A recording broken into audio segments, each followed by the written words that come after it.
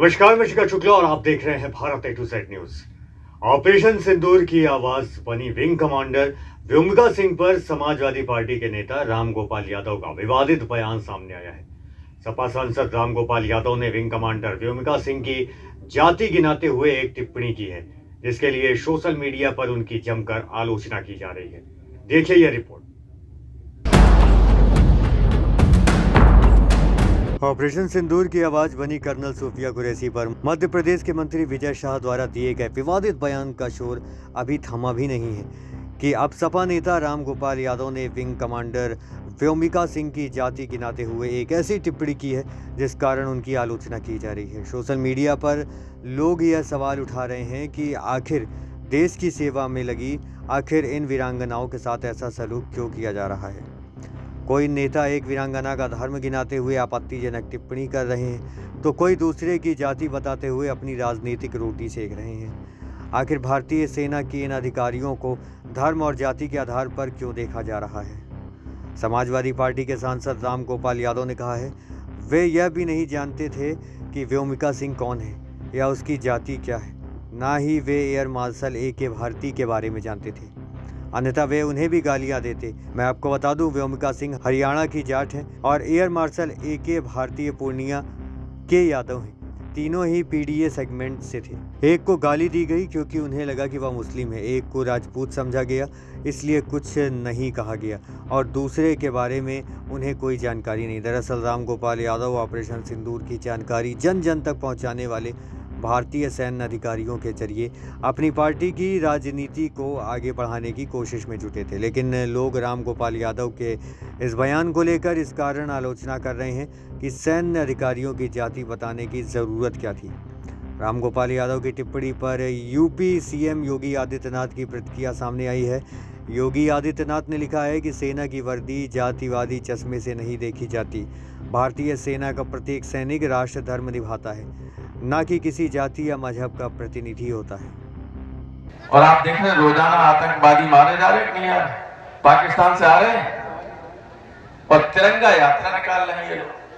ये तो केवल चुनाव के लिए सब कुछ करते हैं, केवल चुनाव के लिए। भाई इसमें तिरंगा यात्रा की क्या जरूरत है?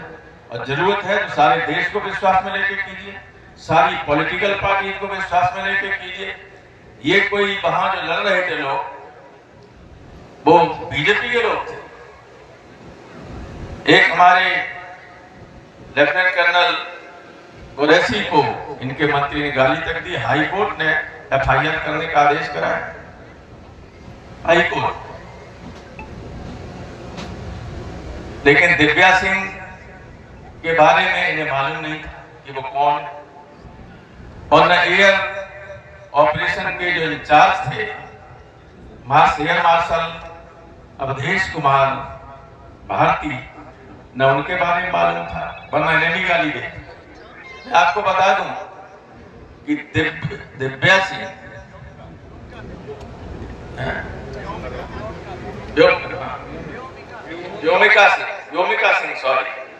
व्योमिका सिंह हरियाणा की जाकर जमात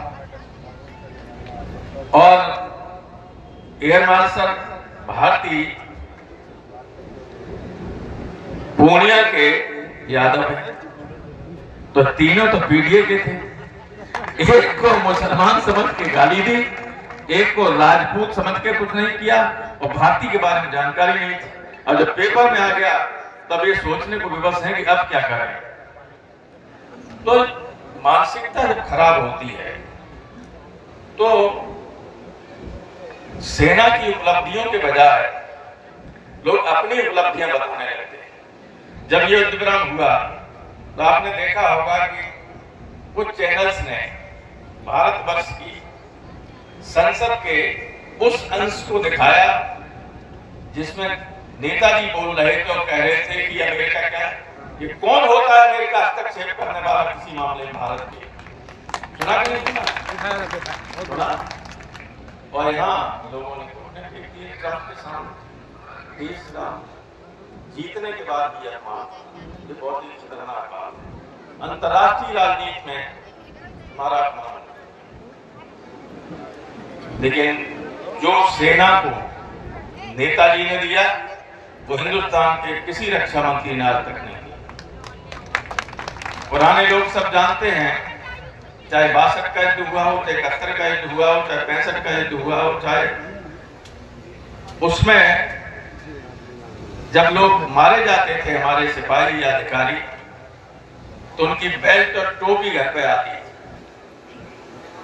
नेताजी जब रक्षा मंत्री बने तो उन्होंने कहा कि नहीं, पूरा शरीर आएगा, सब आएगा, ताकि लोग विधिवत उनका अंतिम संस्कार कर सके। और आना शुरू हुआ तब से।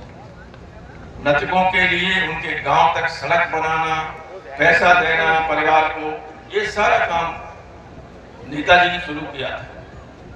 फौज का सम्मान बढ़ाने का काम नेताजी ने किया था। कुछ लोगों को, नए लोगों को याद नहीं है, जब वे रक्षा मंत्री थे तो सियाचिन गए।